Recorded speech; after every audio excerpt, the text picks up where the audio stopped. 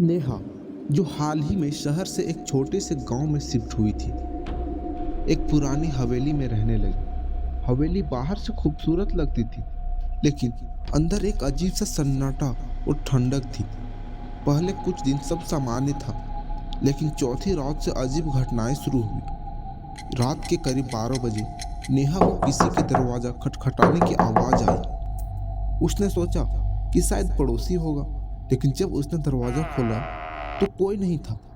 वो वापस बिस्तर पर चली गई, लेकिन तभी एक हल्की सी हंसी सुनाई दी, जो हवेली के अंदर से ही आ रही थी। उसने सोचा कि यह उसका वहम होगा और खुद को समझाकर सोने की कोशिश की।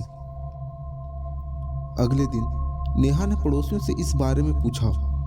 उनकी बातें सुनकर उसका दिल दहल गया। एक बुजुर्ग ने कहा, यह हवेली पहले ठाकुर अमर सिंह की थी। कहते हैं कि उनकी छोटी बेटी, जो बेहद खूबसूरत थी, इस हवेली में रहस्यमय तरीके से गायब हो गई थी। उसके बाद से यह घर कभी शांत नहीं रहा। जो भी यहाँ रहने आया, उसने अजीब आवाजें और परछाइयां देखी और फिर गायब हो गया। नेहा ने इस बात को मजाक समझा और उसे नजरअंदाज कर दिया, लेकिन उसी रात वह आवाज फिर से आई। इस बार वह खटखटाने के साथ साथ भारी कदमों की गूंज थी। नेहा ने दरवाजे की झिरी से झांका, लेकिन बाहर सिर्फ धुंध थी। तभी एक धीमी आवाज आई, नेहा, मुझे अंदर आने दो। नेहा ने झट से दरवाजा बंद कर लिया। अगले दिन उसने अपने दोस्त राहुल को सारी बात बताई। राहुल ने इसे नेहा का भ्रम समझा और कहा, आज रात मैं भी यहाँ रुकूंगा, देखता हूँ कि यह सब क्या है। रात का समय हुआ। दोनों ने तय किया कि वे उस आवाज का सामना करेंगे। घड़ी में 12 बजे और खटखटाने की वही आवाज फिर से शुरू हुई। राहुल ने तुरंत दरवाजा खोला, लेकिन बाहर कुछ नहीं था। तभी अचानक पूरे घर की लाइट बंद हो गई।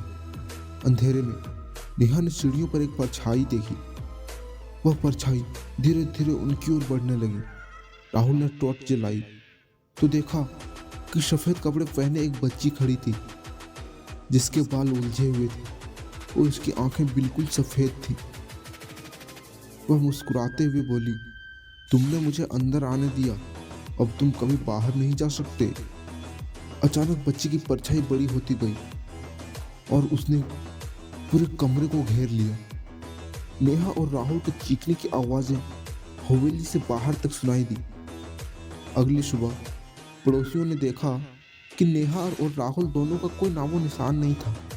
हवेली का दरवाजा आधा खुला हुआ था और अंदर बस एक पुरानी तस्वीर रखी थी, उस बच्ची की, जिसके नीचे लिखा था, जो मुझे बुलाएगा उसे मैं अपने साथ ले जाऊंगी।